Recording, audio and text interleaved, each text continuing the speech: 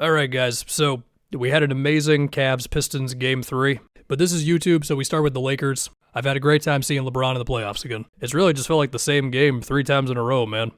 Although in this one, it was we can't miss from 3 early on. But there's just been a few inevitable things about this series with OKC and the Lakers where, hey, listen, LeBron can achieve more things physically than most players can against this team, just getting inside, and even then he had some misses tonight. They can't stay in front of AJ Mitchell. SGA's eventually going to get to where he wants to on the floor. Like, he was getting Austin switches, especially in the second half there, to get comfortable. And Austin, I mean, he was better in the last one, of course. Just having these moments where he is trying to drive into the middle of this OKC defense, and he's just hounded by Jay Will waiting for him, and then Kaysen just all over him from behind. Or when they would try to get into the LeBron Reeves two-man game, it's like AJ Mitchell steal the pocket pass, or AJ Mitchell steal the entry pass to LeBron as he's at the free throw line. And really just going to feel like a broken record here. I mean, Chet, just the outlet that he has been for OKC, whether it's the shot, a drive, a cut, something around the rim, a finish over a smaller player, it's everything you'd want to see from the guy. Let's do a little bit of Lakers future stuff, because when they actually get eliminated, I'm probably not going to have time to do a whole video on this. Will LeBron James be on the team? I don't know, man. Bill Simmons wants to put him on the Warriors for some expendable stuff. Some people have tried to imagine him in Cleveland. That is a cap nightmare. I guess the question you ask yourself is, like, how low would LeBron be willing to rank in the highest paid players? Because right now he's like, what, 12th, I believe? Do you think next season LeBron James would be comfortable getting paid less than Evan Mobley, who's the 14th highest paid player at $50 million? That was crazy to read out loud. I mean, Luka's making 49. I mean, how far down can we go here? Can we go down to like DeJounte making $32 million? I don't know. Also, there's Austin Reeves money, where Austin has continued to get better. I know there's some divisiveness among Laker fans with Austin, not in the sense of if he's good. We all know that. It's more so, can he really be the number 2 guy next to Luka? Unless LeBron's going to be here until, well, I don't know. He's going to be 42 next year and still really good. We did just see Austin against this physical OKC defense. As far as contract stuff goes, I'm just going to say some names, okay? Emmanuel Quickley makes $32 million next year. Tyler Hero makes $33. DeJounte Murray makes $32. Derek White makes $30. Andrew Wiggins makes $30. Do with that whatever you will in relation to Austin Reeves. Whether you think Austin can really be the number 2 guy on a title team or not, they need him right now. The other thing is just, at some point, they got to find the real long-term center option here. There was the dream of Walker Kessler. That's out. And anybody else you want to try to imagine, there's like something that you got to be like, well, but, like, is it Claxton? Well, maybe, but he's also kind of thin, and it's been, 4 years since he was really beloved by NBA nerds, but also the Nets, I mean, they just haven't been good. We know their situation. You put him next to Luka, he'll definitely look better. There's other cheaper options. There's Daron Sharp. There's Daniel Gafford. There's, I don't know. The real center's got to happen. Like, could you have another year of Ayton being basically the placeholder until you find the real option? Yeah, you could do it.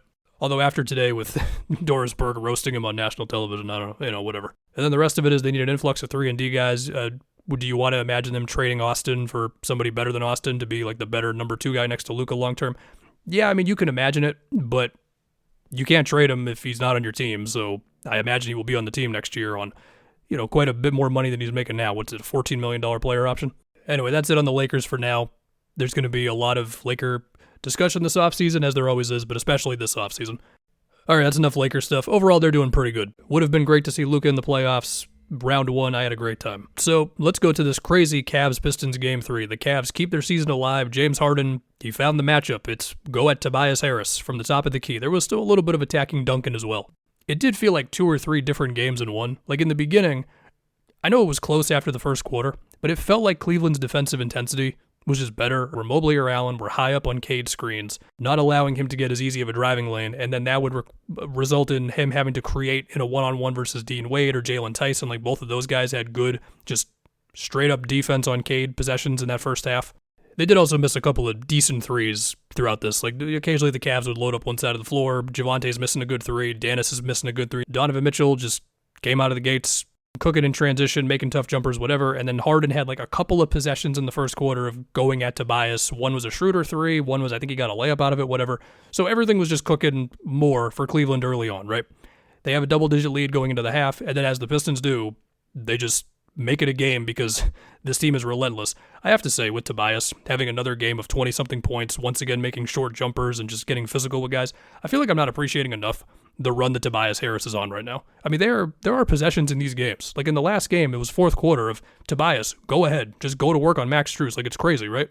So there's that. I think Cade also got a little better at just being ready for the big coming up. Like there was one play where he just went around. I think it might have been Paul Reed on the screen here, not Duren, where he just goes around the screen so fast because he knows that Allen is going to step up. He gets around him. That becomes, I think, like a Duncan three.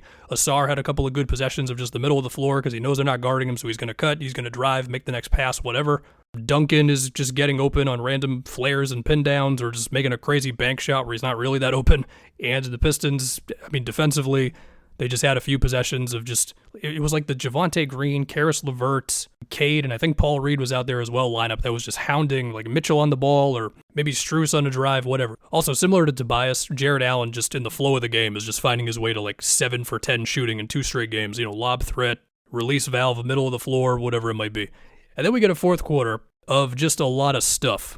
It did feel like a lot of Sam Merrill either screening or coming around a screen. Like he might screen for Mobley, or he might get a screen from Mobley off the ball, or Max Strus might get like a down screen that just got bodies moving. Like there was like a Schroeder 3 out of this where Mobley got to the middle of the floor, or Sam Merrill ghost screening for Mitchell. Like it just felt like Sam Merrill had this 5-minute stretch of always being involved in something that actually did get the Pistons defenders moving some.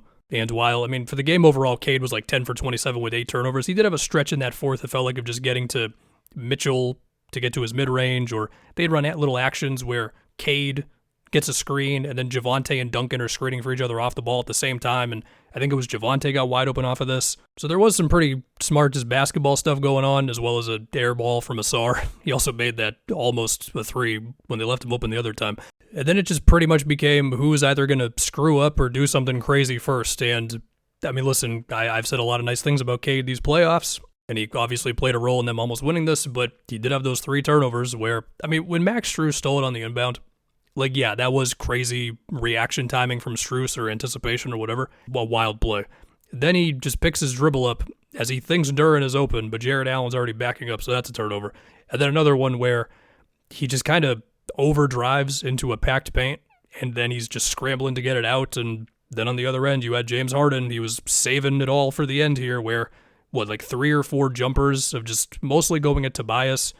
One, I think, was going at Duncan as well, into the floater, whatever.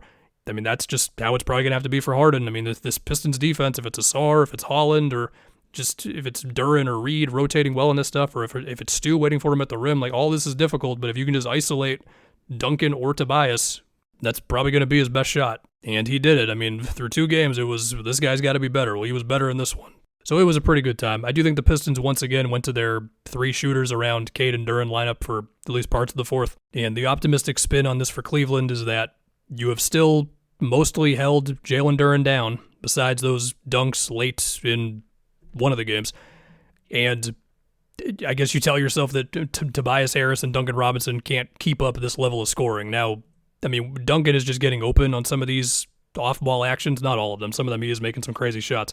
And this run that Tobias is on, it just keeps going. I mean, the image I have in my head is just these physical backdowns leading to 12-footers. Now, it wasn't just that today. In fact, I think he only had like maybe 2 baskets like that in this game, but this is something that happens in the playoffs sometimes where a guy who is not at the top of your game plan like that is suddenly playing like a guy who should be that. And then it's like, are we going to put our defense in heavy rotation for Tobias Harris?